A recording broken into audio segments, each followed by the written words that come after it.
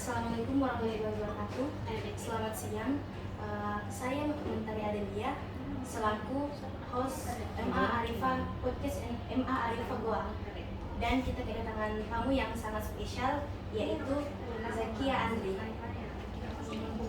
Baiklah, untuk pertanyaan pertama, bagaimana pengalaman pertama Kak Kia sebagai menjabat sebagai ketua OSIM? Oke. Pengalaman pertamaku sebagai ketua OSIM sebenarnya bisa dibilang kalau misalnya dalam dunia kepemimpinan ini ketua OSIM bukan di pengalaman pertamaku, karena sebelumnya itu sempat menjabat menjadi ketua MPK di Ma'arifah juga. Jadi kalau misalkan dibilang terkait kepemimpinan apalagi di OSIM, sebenarnya banyak juga aku pelajari sebelumnya dari waktu aku menjabat di MPK.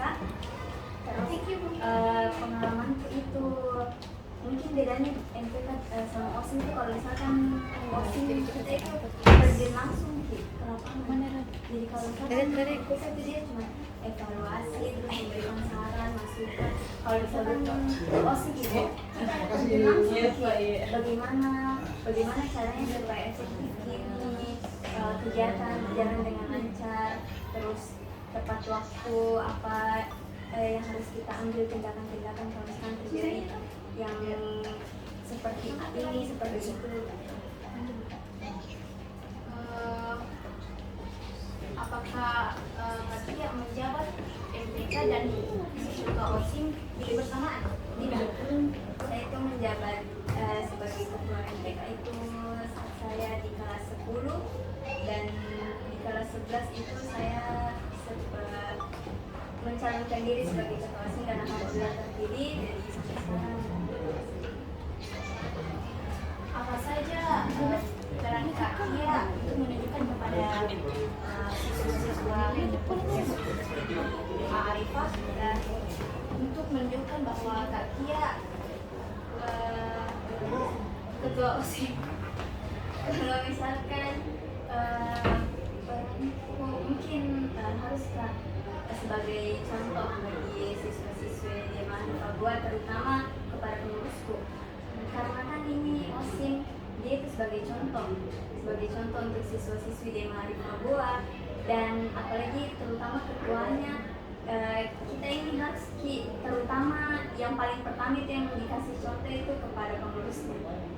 Kan kita ini organisasi itu ada kepala, ada tangan, ada kaki, ada badan, sama aja kayak manusia gitu. Jadi kita itu nggak kerja sendiri, kita bagi-bagi tugas. Bagaimana kalau misalkan di luar, bagaimana jadi contoh untuk siswa-siswa yang ada di Papua dengan cara disiplin, mulai dari berseragam, waktu baik, dan untuk perilaku apabila ada yang berperilaku bullying atau perundungan di sekolah ini, apakah ketua OSIM yang terjun langsung atau bagaimana?